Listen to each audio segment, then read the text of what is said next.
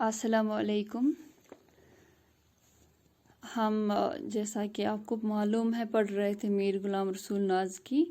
कल हमने इनके अदबी कारनामे और इनके हालात ज़िंदगी के बारे में पढ़ा। आज हम इनकी पहली गज़ल जो है वो पढ़ेंगे। और इनकी पहली गज़ल का जो पहला शेर यानी मतला है वो है, महबूब के होंठों पर सैलाब तबस्सुम है।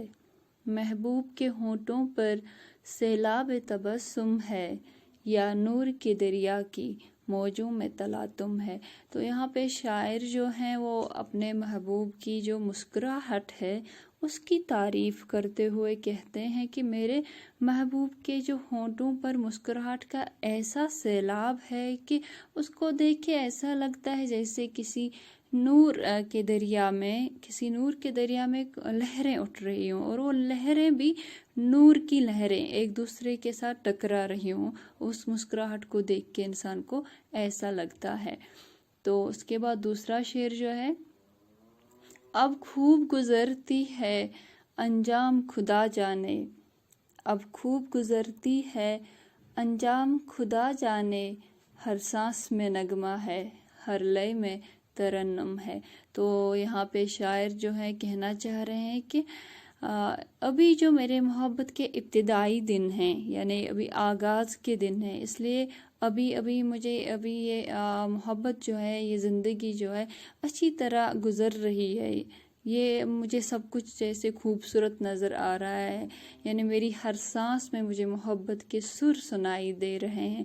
लेकिन अब आगे का जो है वो खुदा ही बेहतर जानता है कि इस मोहब्बत का अंजाम क्या होगा, वो अल्लाह ही बेहतर जानता है। ठीक है। उसके बाद जो है तीसरा शेर, दिल डट के मुकाबिल है आलाम मसाइब से। दिल डट के मुकाबिल है आलाम व मसाइब से, गोया की चट्टानों से लहरों का तसादुम है। तो आलाम यानी अलम, गम व अलम, मसाइब यानी मुसीबत वगैरह। तो यहाँ पे उसकी बात हो रही है। तो यहाँ पे जो शायर हैं वो अपनी हिम्मत को सराहते हुए उसको दाद देते हुए कह रहे हैं कि मेरा जो दिल है ये हर उस गम, अलम, जो भी मुसीबत है जिसका सामना मुझे करना पड़ रहा है, उसके साथ ऐसे डट के यानी मजबूती से सामना कर रहा है कि जैसे एक चट्टान लहरों के टकराव के सामने डट। तो गज़ल का अगला शेर है, दुनियाए मोहब्बत की हर चीज़ निराली है।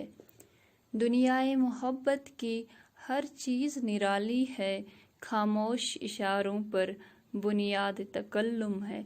तो यहाँ पे शायर जो है वो कहना चाह रहे हैं कि ये जो मोहब्बत की दुनिया है ये भी बहुत ही निराली है, यानी अजीब व गरीब है। क्योंकि यहाँ पे अगर बात भी होती है, यानी महबूब और माशूक के बीच में जो बात होती है वो भी खामोश इशारों में ही बात होती है। यानी तकल्लुम जो है लफ्ज़ कलाम से निकला हुआ है, जिसका मतलब यानी बात करना। तो यहाँ पे बात भी जो होती है वो भी खामोश इशारों में होती है। तो इसीलिए इसने दुनियाई मोहब्बत को यहाँ पे निराला कहा है। ठीक है। तो फिर जो अगला शेर है इस यानी मक्ता गज़ल का आखिरी शेर, जब जन्नत अर्ज़ी में आराम नहीं मिलता।